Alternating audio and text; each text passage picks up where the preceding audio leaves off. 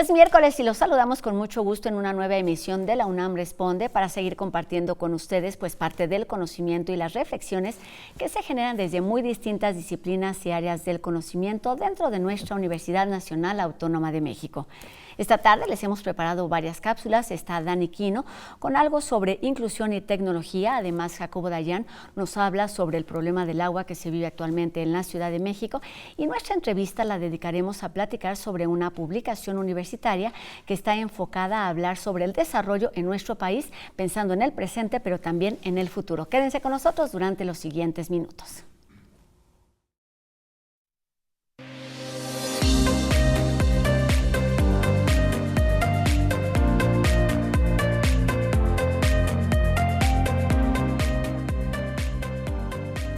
Enfocar la energía social teniendo como objetivo el crecimiento y el bienestar de las personas es uno de los objetivos de Horizontes 2030 para el Desarrollo, una publicación del PUED de la UNAM que busca proponer alternativas encaminadas a atender algunos de los problemas históricos que atraviesa el país y que forma parte de un compromiso internacional ante las metas que se han planteado en la Agenda 2030 para el Desarrollo Sostenible. Hoy platicamos sobre esta iniciativa universitaria con Enrique Provencio Durazo, quien es coordinador del Programa Universitario de Estudios del Desarrollo, el PUED de la UNAM, y también coordinador junto con el doctor Rolando Cordera de esta publicación. ¿Cómo está? Bienvenido a la UNAM Responde. Muchas gracias por la invitación para promover las reflexiones y resultados de la investigación de la UNAM como contribución al desarrollo. Y que nos deben interesar a todos sin excepción alguna. Efectivamente, porque el desarrollo es una tarea de todos, no solamente de las autoridades, de las empresas, también de la sociedad.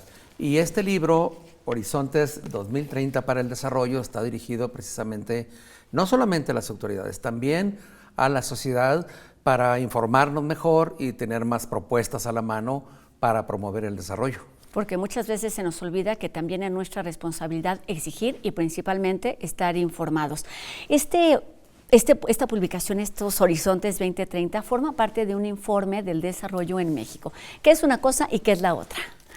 La serie Informe del Desarrollo en México se ha venido publicando anualmente desde 2016. Hay años en los que está dirigida a temas de las regiones, a temas de algunos sectores. Hay ocasiones en los que tiene una propuesta muy general, pero todos los años el Programa Universitario de Estudio del Desarrollo publica una edición de esta serie. Y en esta ocasión, en 2023, aunque el libro apareció ya a inicios de 2024, Horizontes 2030 para el Desarrollo está dedicada a un conjunto de propuestas para tener un mejor proceso de generación de bienestar en México.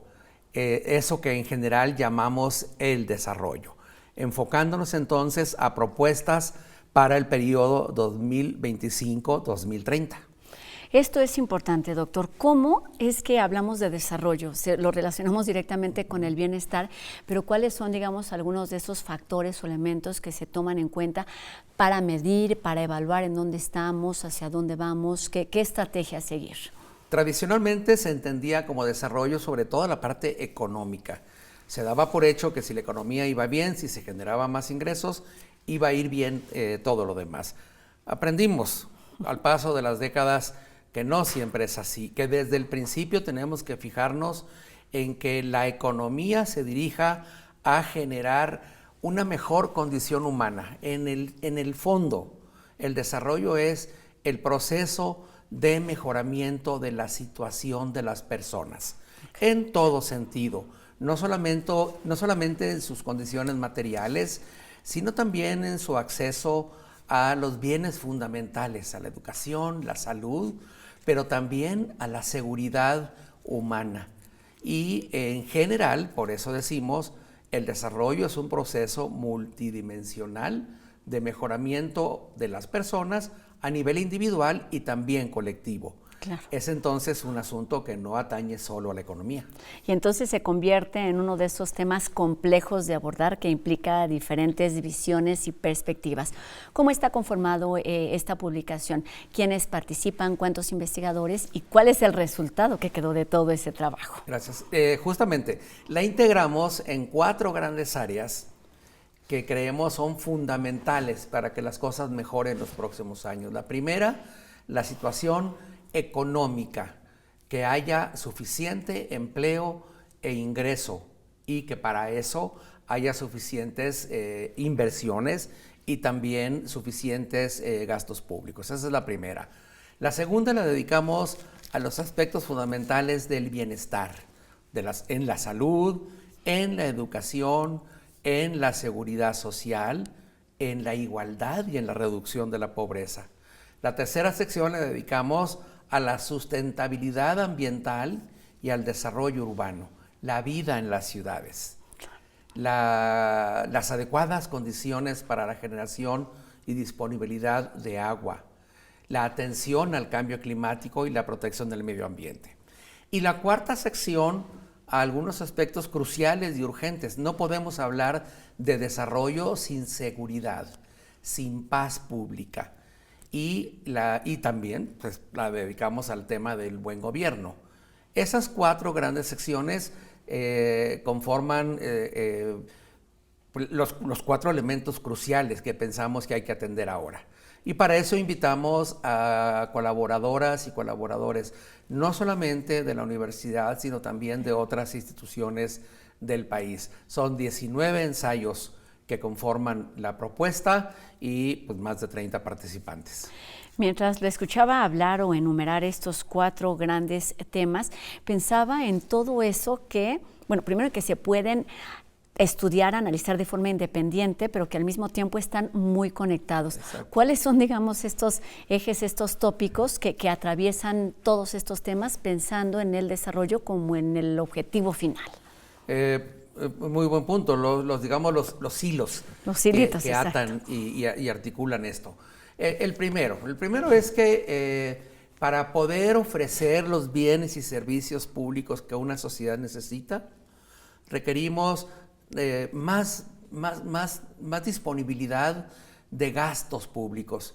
Y un aspecto crucial que anuda a todo es la necesidad de que en México aumentemos los tributos, los impuestos, la recaudación para poder gastar más en lo que realmente urge, que es la seguridad pública, la educación, la seguridad, los servicios de cuidado, para que las personas que tienen discapacidades o las personas que tienen que atender a los demás tengan mayores apoyos. Ese es un primer aspecto que podríamos decir recorre todo el planteamiento. Claro. Una mayor tributación para poder tener más disponibilidad de invertir y gastar en lo indispensable. Una segunda es que necesitamos acelerar el paso para reducir la pobreza y reducir las desigualdades. Y para eso necesitamos mantener las estrategias que están permitiendo ahora incrementar los ingresos de la población, pero sobre todo incrementarlos en la población de menores recursos para que reduzcan las desigualdades. Okay. Ese es un tercer hilo que es básico, es que todas las propuestas de desarrollo que hacemos para los próximos años tienen en mente la necesidad de mitigar y adaptarnos al cambio climático y a la gran transición que estamos viviendo en el país. El cambio climático va a afectar el bienestar. El cambio climático ya está sucediendo. Ya está sucediendo y va a afectarnos en el sentido de que las actuales condiciones de acceso al agua, las actuales condiciones de vulnerabilidad ante riesgos de desastres, en todas esas necesitamos acelerar el paso. Esos serían 3 hilos conductores. Y quisiera preguntarle lo siguiente, para llegar, digamos, a estas conclusiones o para tener claro que estos son puntos que conectan los temas de los que se está abordando en estos horizontes 2030, se debe hacer una evaluación, es decir, tener un punto de partida. ¿Cómo entender este panorama completo, entendiendo dónde estamos, qué es lo que queremos hacer y qué es lo que tenemos que hacer para lograr a ese objetivo? Bueno, eso es justamente el propósito de reunir en un volumen diferentes diagnósticos de la investigación que se realiza, no solo en el Programa Universitario de Estudios del Desarrollo, sino en muchas otras instituciones. Hay un análisis crítico de la situación. Estamos todavía en un momento difícil porque no se ha completado la recuperación de la pandemia en muchos aspectos. Pero sobre todo tenemos un periodo muy largo de mal desarrollo en México, de muy bajo crecimiento económico, un estancamiento de muy largo plazo, estamos hablando de 25, 30 años o más. Y entonces, a partir del diagnóstico de ese largo periodo de bajo y mal desarrollo, es que estamos planteando un horizonte. Ese horizonte a nivel global está planteado en los Objetivos de Desarrollo Sostenible a 2030, en la Agenda de Naciones Unidas para el 2030. Es un tema muy complejo porque en muchos aspectos el mundo no está avanzando suficientemente a ese objetivo. Claro. Y en México hay un panorama desigual. Y entonces el escenario está puesto al 2030 y por eso estamos también en el libro, por cierto, en este informe, se incluye al final un capítulo sobre la visión. ¿Cuál es el futuro posible y deseable que necesitamos tener en mente para el 2030 o 2035? Qué bueno que lo menciona porque para allá iba. Entendiendo que estos son una serie de compromisos o de objetivos a nivel internacional, pues se debe tomar en cuenta, por supuesto, las particularidades de cada nación. Y en este caso, ¿cuál es la meta? ¿Cuál es el objetivo de México para este 2030, para este 2035? Quizás les sea más fácil en cada una de las áreas, los puntos o en general. A ver, los fundamentales. México se comprometió, y lo hizo no solamente por quedar bien en la agenda internacional, sino porque nos conviene, a reducir a la mitad la pobreza multidimensional. Voy a poner unos cuantos ejemplos. Reducir a la mitad la pobreza multidimensional. Mejoramos de 2020 a 2022, pero necesitamos un esfuerzo aún mayor, más intenso, para alcanzar ese propósito. Ese es un primer punto. Segundo, necesitamos que la economía se fortalezca, crezca para producir más empleos y elevar el ingreso. Para eso necesitaríamos que la economía del país estuviera creciendo entre 4 y 5% anual para los próximos 10 años. Pero históricamente la economía mexicana no ha crecido ni siquiera al 2% anual. Ese es otro ejemplo de una meta que necesitamos alcanzar. Otro ejemplo muy importante, necesitamos fortalecer la vida urbana, mejorar el entorno de las ciudades. Necesitamos abatir los déficits que estamos teniendo en el abasto de agua, por ejemplo, cumplir los derechos de agua y sin embargo ahí estamos estancados y retrocediendo. Y así con 17 objetivos y muchas decenas de metas concretas, necesitamos poner más atención. Y hacemos un llamado, por cierto, a poner más atención en no solamente cómo estamos, sino cómo vamos, para poder alcanzar los próximos 6 años esos objetivos. Claro, de esas porque metas. no son objetivos a corto plazo, se tiene que ir trabajando en esto y entonces ya para terminar me gustaría que nos hablara justamente de cuáles son los principales retos, los temas más urgentes a tratar y a abordar y por quiénes para ir encaminándose a esta meta. En el informe Horizontes 2030 para el Desarrollo están identificados varios. Voy a mencionar algunos de los más importantes. Necesitamos garantizar el acceso universal a los sistemas de salud y seguridad social. Esto es muy importante porque ese es uno de los temas en los cuales no estamos avanzando claramente en los últimos años. Y para poder asegurar el acceso a la salud y a la seguridad social, México necesita trabajar mucho. Necesitamos trabajar mucho en reducir la informalidad, el empleo informal, para tener un empleo que nos garantice acceso a la seguridad social. Ese es un punto clave. Necesitamos también mantener el paso, que por fortuna viene bien, en la mejora del ingreso de la sociedad, de la población trabajadora, y en particular en el salario mínimo, de tal manera que todo empleo tenga un ingreso que nos garantice la salida de la pobreza. Ese es un segundo aspecto que está enfatizado en el libro. Y tercero, vuelvo a uno que ya mencioné, necesitamos mejorar mucho la tributación para que las autoridades dispongan de recursos suficientes para garantizar el acceso y el cumplimiento de los derechos. Son muchos los objetivos, solamente para ir terminando, para terminar ahora sí, ¿es posible, es viable este escenario ideal que plantea Horizontes 2030 para el desarrollo? Por supuesto, es viable. Durante algunos periodos de su historia, México ha tenido muy buen desempeño en el desarrollo. Ahora tenemos suficientes recursos, tenemos suficiente investigación, necesitamos incrementarla. Tenemos una población que está en su mejor momento en términos del bono demográfico, y todo eso nos dice que es posible y hay que hacerlo. Hay que hacerlo y hay que empezar por algo, y está aquí esta publicación que es el resultado de la investigación y del conocimiento de distintas mentes que saben de qué están hablando, así que pues está ahí una base. Así que pues muchísimas gracias, Enrique Provencio Durazo, coordinador de esta publicación y también coordinador del Programa Universitario de Estudios del Desarrollo de la UNAM, el PUED. Una publicación para no solamente universitarios, sino investigadores y sociedad en general. Muchas gracias y nos vemos en el 2030. Muchas gracias por la invitación. Gracias. Y bueno, con el objetivo de que las niñas y los niños de la Casa Hogar Irma Arellano Ejército de Salvación puedan celebrar su día este 30 de abril, el Comité de Embajadores de la Facultad de Psicología está realizando ya una colecta de juguetes, esto en la Secretaría de Asuntos Estudiantiles de sus instalaciones aquí en Ciudad Universitaria. En un horario de 10 de la mañana a 3 de la tarde y de 5 a 7 de la noche se reciben donaciones en efectivo, juguetes nuevos o usados, pero por supuesto que estén limpios y en buen estado. Y además no se estarán recibiendo algunos o aquellos que inciten a la violencia como armas o resorteras. El último día para hacer alguna contribución es el 26 de abril y para que puedan llegar a los niños y las niñas antes del 30 de abril de este 2024. La inclusión es una realidad que las marcas y las empresas no deben ignorar. Esta tarde, Dani Quino nos cuenta sobre algunas alternativas que han desarrollado pensando en las personas que viven con alguna discapacidad.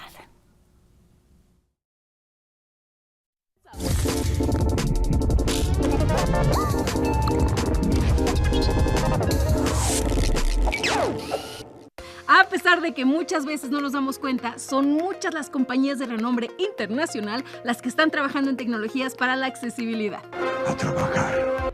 Un claro ejemplo de esto lo encontramos en la industria de los videojuegos, donde cada vez más proyectos vienen acompañados de características como opciones de configuración flexibles, subtítulos, audio descriptivo, apoyos visuales con señalizaciones claras, modos de juego de un solo botón o tiempos de reacción ajustables. Sorprendente. Títulos como Star Wars Jedi Survivor, Marvel's Spider-Man 2 o Street Fighter 6 ya tienen integradas una o varias de estas características. También hay que mencionar la versión del DualSense desarrollada recientemente por PlayStation. En este control, los botones, tapas y palancas analógicas de diferentes formas y tamaños son intercambiables para diseñar su distribución en función de las necesidades del usuario. Ahora sí viene lo chido. Durante el pasado CES también conocimos a varios productos de diferentes marcas con el mismo propósito y aquí van algunos ejemplos. L'Oréal está enfocando parte de su trabajo en pro de la accesibilidad.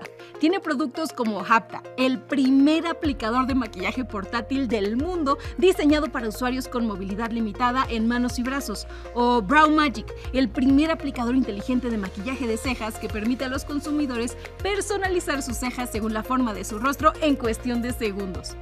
¡Demonios, Gob! ¡Eres realmente un genio! LG es otra empresa que impulsa la accesibilidad y mostró el llamado Universal Up Kit. Este kit ha sido diseñado por la marca para mejorar la usabilidad de sus dispositivos por parte de personas que enfrentan desafíos físicos, y lo mejor es que usuarios actuales de la marca podrán integrar este kit a sus electrodomésticos existentes. Otra compañía que nos sorprendió durante el CES fue la empresa canadiense Blue Sky. que presentó su modelo de carriola inteligente. Esta carriola es capaz de conducirse de manera autónoma y utiliza cámaras para vigilar todo a su alrededor y desplazarse sin problema por el entorno. Bien pensado, Woody. Me gusta tu ingenio. Tampoco hay que olvidar a los asistentes virtuales. Dispositivos como Siri o Alexa que responden a comandos de voz y son muy útiles para las personas que tienen problemas de visión, dificultades para escribir o problemas de movilidad. También hay empresas como Neuralink, que pertenece al magnate Elon Musk, que están desarrollando chips cerebrales para ayudar a las personas con parálisis. Aunque no están libres de cierta controversia, compañías como Neuralink buscan que las personas con movilidad reducida puedan controlar cosas con solo pensarlo, permitiéndoles interactuar con su entorno de mejor manera.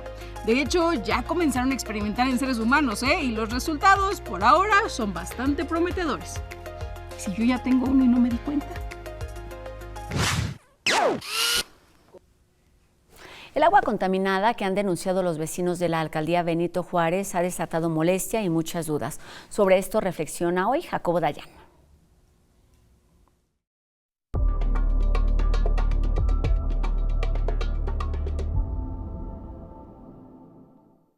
¿Qué tal? La delegación Benito Juárez, 9 colonias de la delegación Benito Juárez, hemos estado recibiendo agua contaminada por ya semanas.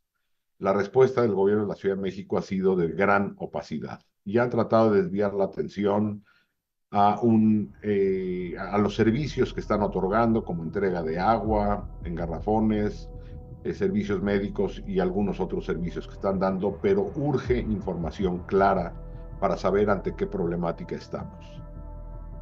A pesar de que han dicho que se trata de algunos de la contaminación producto de lubricantes o aceites, así de genérico, es sumamente necesario tener claridad. La sociedad mexicana necesita tener claridad de qué sustancia contaminó el agua, quién o cómo se contaminó esta, qué se está haciendo para remediarlo. Lo único que han informado es de que cerraron el pozo. ¿Qué se está haciendo para remediarlo? Una pregunta que surge de manera inevitable es si el gobierno de la Ciudad de México no monitorea el agua que suministra. Fue hasta que cientos de vecinos reclamaron, inicialmente el gobierno de la ciudad lo negó y ya después aceptó la crisis. Incluso al inicio decía que era apta para su consumo y que el problema estaba en las casas y no en el suministro de agua. Otra de las dudas que permanecen es por qué tardó tanto tiempo en responder y lo ha hecho de manera tan opaca. Y la última, ¿por qué no aceptan preguntas en las conferencias de prensa? Esto no es un asunto de unas cuantas casas, y aunque así lo fuera, sería relevante. Lo que puede estar comprometido es el acuífero de la Ciudad de México. Y convertir esta crisis que, repito, lleva semanas, en algo mucho más grave que ponga en riesgo el suministro de agua en toda la ciudad. Los gobiernos tienen que ser transparentes. Y tienen que ser transparentes de cara a la ciudadanía. El manejo de este fenómeno ha sido utilizado como grilla política para golpearse unos a otros y de regreso. La ciudadanía exige servicios, que la grilla política quede a un lado y se garanticen derechos. Se trata del agua. Muchas gracias.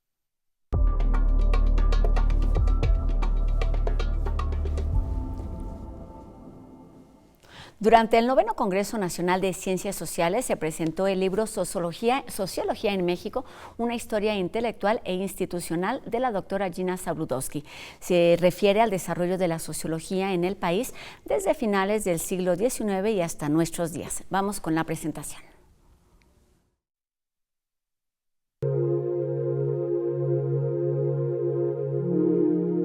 Durante la 9ª edición de la Feria del Libro en Ciencias Sociales, realizada en el Instituto de Investigaciones Sociales de la UNAM, se presentó este libro publicado en inglés por la editorial Springer, donde la doctora Zabludovsky resalta también el legado de algunas de las sociólogas más destacadas de la época contemporánea. Un libro que uno disfruta enormemente, porque lo que hace es, pues efectivamente, abordar cosas que otros libros no abordan, como el tema de la aportación de las mujeres. Y lo que está claro es que pues todos los cambios que afectan a las sociedades en el mundo tienen un impacto sobre la orientación de las ciencias sociales, sin duda alguna, y el gran reto es cómo pueden responder las ciencias sociales a esa obligada ya colaboración entre las distintas disciplinas para que efectivamente podamos tener una visión más completa de lo que son los problemas y no una visión más doméstica o local que ha sido la tradición en nuestra sociología. Sociología en México, una historia intelectual e institucional, escrito por la doctora Gina Zabludovsky, catedrática de la Facultad de Ciencias Políticas y Sociales y miembro del Instituto de Investigaciones Sociales, ofrece a los interesados en los estudios sociológicos esta publicación, que forma parte de la colección Sociología Transformada y que recoge las historias de distintos países en el desarrollo de esta disciplina.